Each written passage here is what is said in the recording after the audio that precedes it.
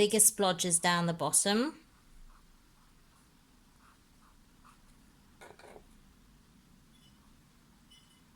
And you want to put a few little dots on the sides. You can always go over them afterwards. Ooh. So gets a bit carried away.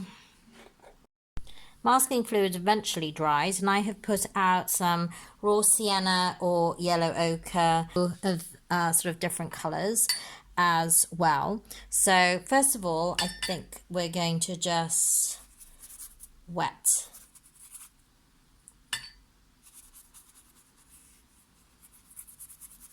the whole picture, and then we're going to put some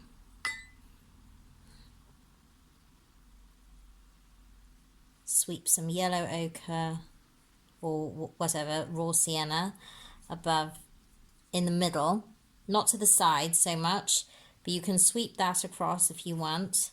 This is where artistic license comes in, everyone. And you can put in a little bit of red. So this is a little bit of, and oh, sweep it across diagonally, okay? So if you're going to do this, you can sweep it off across diagonally. You can add a little bit of reflection to the side in the water. And then mix some purple from the red. It'd be helpful to get some, do you know, I have no space here. As if that's coming down. And then you can put some of this purple in the sides. I'm not really touching this. Well, actually, I could actually put that in. But be careful not to go near the edges because all of this is wet. And so this could, you do not want this going into the sky. So really in the bottom.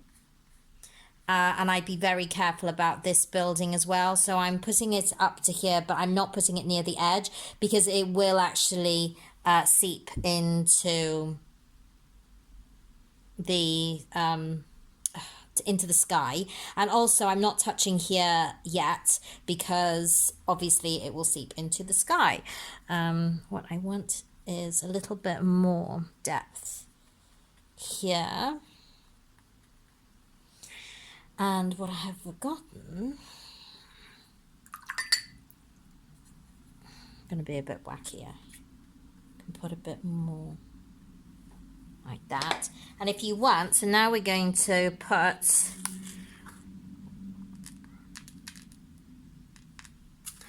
some rock crystals, not too many.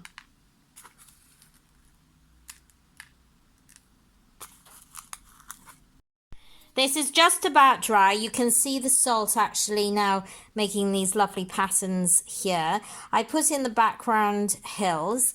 I'm going to just take a smaller brush and start to put in some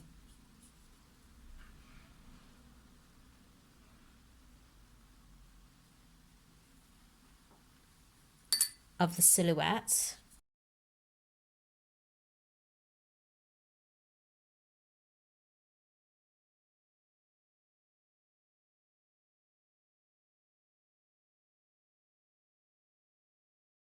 I don't particularly want this to be too dark on the side, this dome, so I'm going to go for an orangey colour here.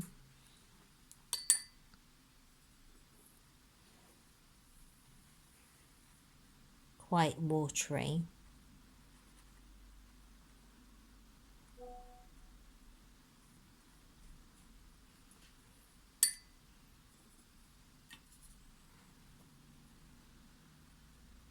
And you can just drop in some, I'm more using the Alizarin.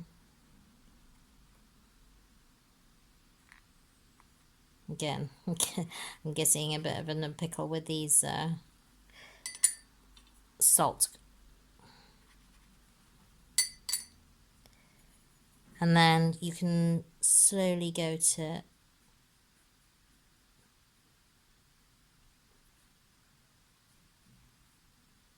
the purples.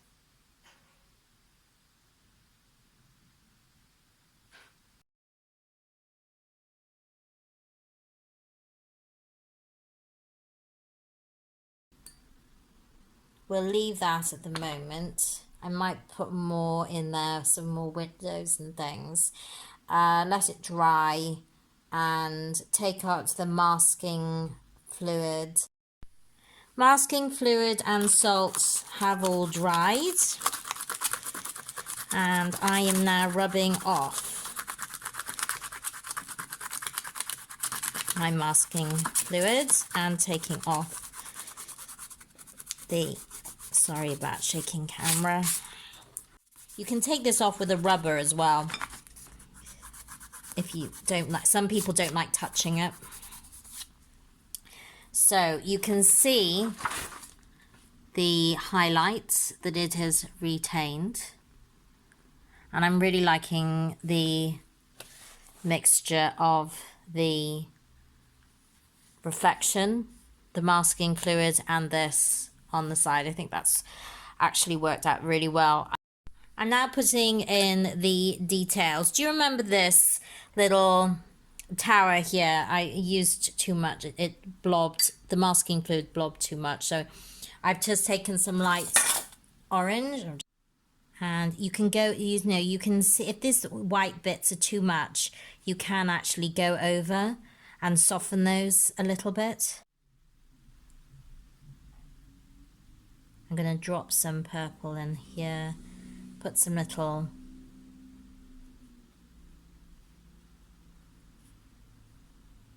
windows.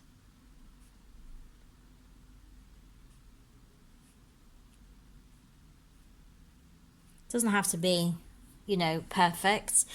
It's supposed to be an impression. You can, what is that? I'm not actually going to put any more in here, but I am going to accentuate these pearls. Don't forget, when you're putting in the pearls, they're getting bigger as you're going down. You want them to be quite straw, I think. And then you can put a little reflection coming down here.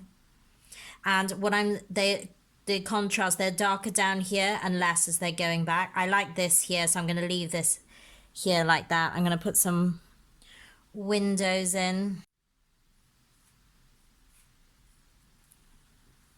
And the little flag. With a very small brush and a steady hand.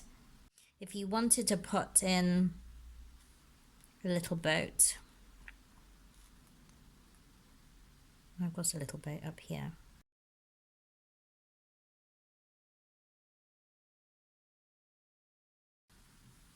I think I'm going to leave it like that. So this is a very much an impressionist loose watercolor, but you've tried sort of variegated washes. You've got salt, masking fluid, wet on dry, with all the little details. And I think I've caught the atmosphere, so I'm leaving it like that.